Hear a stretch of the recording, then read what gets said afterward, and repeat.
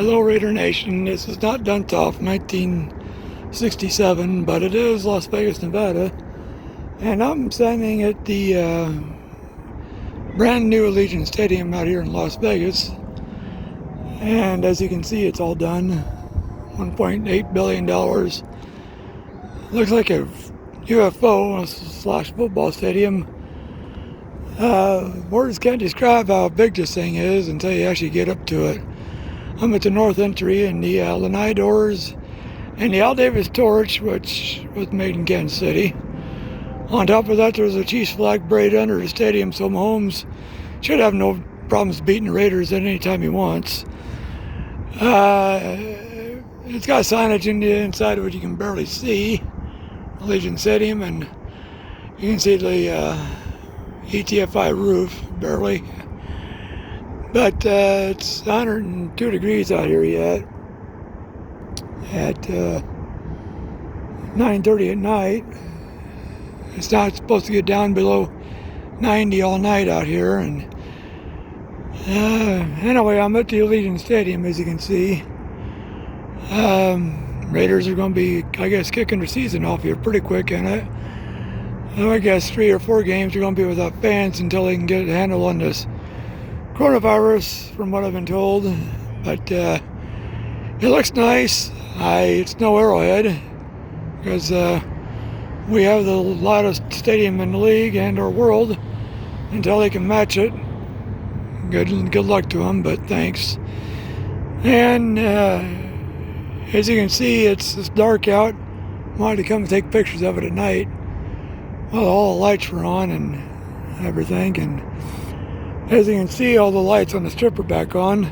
Been over to the Luxor. They've done something different with the lights on the pyramid. They used to be white. Now they're all different colors and whatnot. And I'm staying there tonight.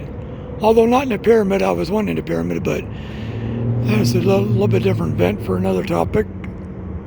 Heading back around to the stadium. This is the north entry. They got the south entry, which is by the field tray area I took pictures of. But I did a walk around a little bit in the east side. I mean the west side, I should say, sorry. For all you YouTubers out there that know that I'm screwed up. Anyway, it's a nice stadium. I've seen every aspect of it thanks to Duntov 1967. He did a really good job of it, by the way. I'm not going to slide him. Some people didn't take near the energy to keep us abreast of all the stuff that he did, and I appreciate him, and YouTube and the nation should give him a huge credo to it.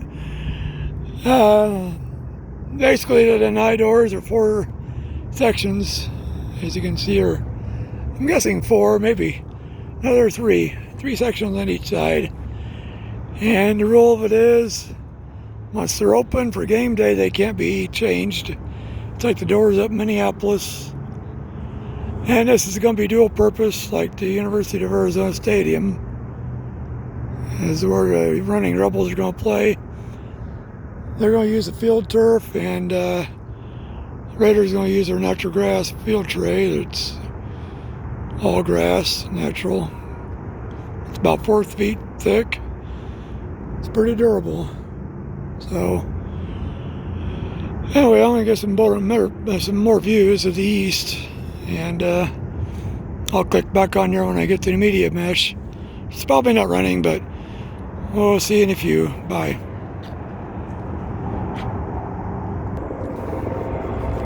Hello, Raider Nation. This is Las Vegas again. I'm on the east side of the stadium now, and you can't see it at night, obviously, but from the point and curvature when it goes down till my pan up, or it goes down again, there's what's called a media mesh, which is similar to what they have at the Viva Vision in Fremont Street up north of us, about 3 miles or 4. And it's a huge video board with which you're going to display the game on and whatnot.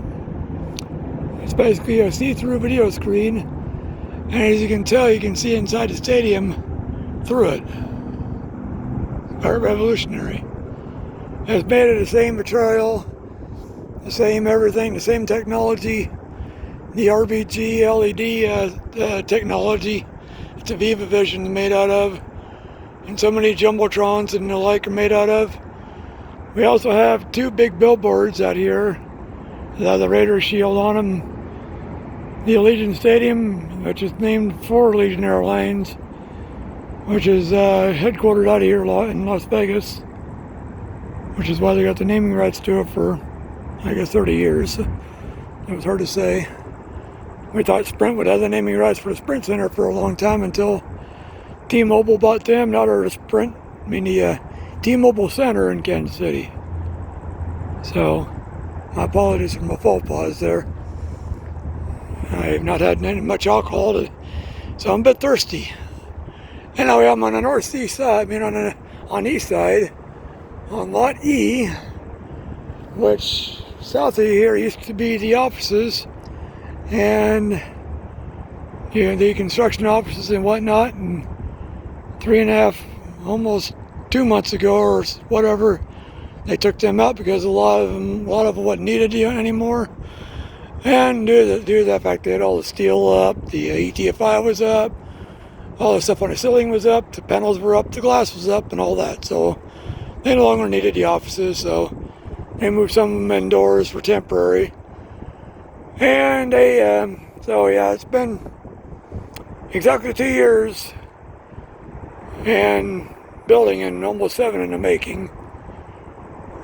And Mark Davis put up $1.3 billion, and the taxpayers have put up the rest, which slid back down to the tourists of Las Vegas picking up the tab. So you're welcome for the stadium we bought for you guys. Thank you very much. Anyway, enough of that. So this is the south side. This is the east side wrapping around to the south. As you can see, these lights are of LED in nature, I'm thinking. So it's hard to tell. It might be fluorescent. Who knows? Walking around the south side. Now the southwest side is where they have the field tray, which is nice. So yeah. And these panels up here are not video panels up there in the void area. It's just paneling of some sorts. Gives you an idea of how big this building is. Like I say, it's supposed to seat 66,000. And Jerry's house seats considerably more. His can seat up to about 110,000. They have removable seating in the stadium down in Dallas so that they can maneuver it so they can seat more people. They set the record for the most attendance in an NCAA basketball game of 89,000 people. Conversely speaking, the NCAA basketball game with the least attendance was on an aircraft carrier. It was the North Carolina Tar Heels. I forget who they was playing, but suffice to say, it's the game with the least attendance. 700 people. That's all they could fit on the deck with the court and the media and all. So, getting back to the stadium at hand here. So, Duntov, 1967, I think I'm saying that right. Again, big service to him, big shout out. Took a lot of energy and whatnot. I'm pretty sure he has a daytime job. Another one.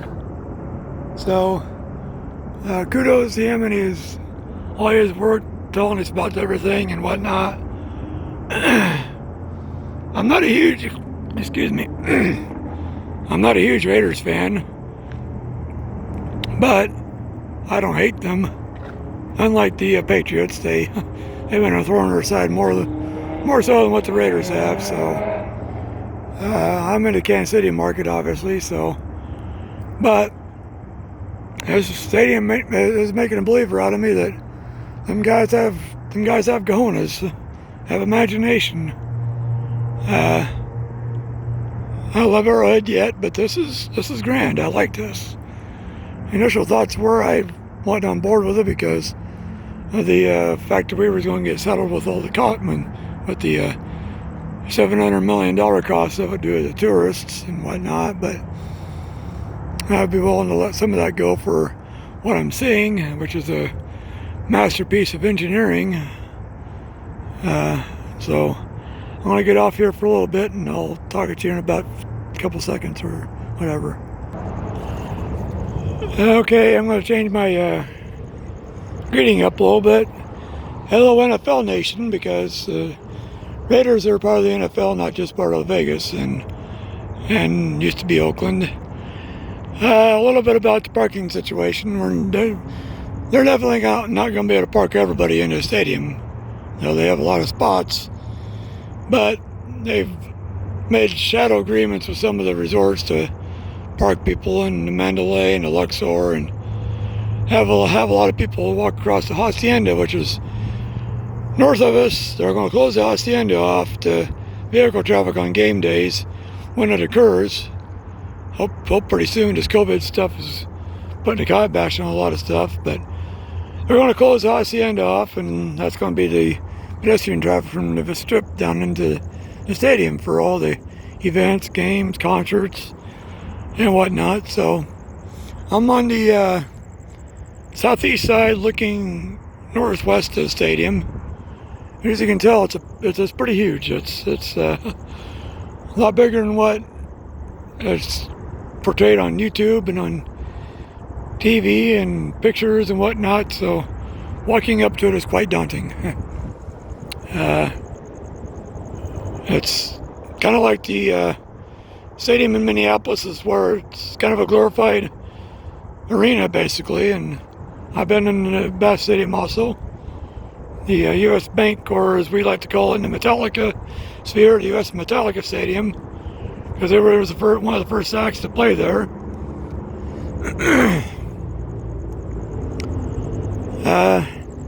Heading down to the south, this lot used to be the offices, construction offices, and heading over the top of the southwest entry, that used to be the batch plant for the cement.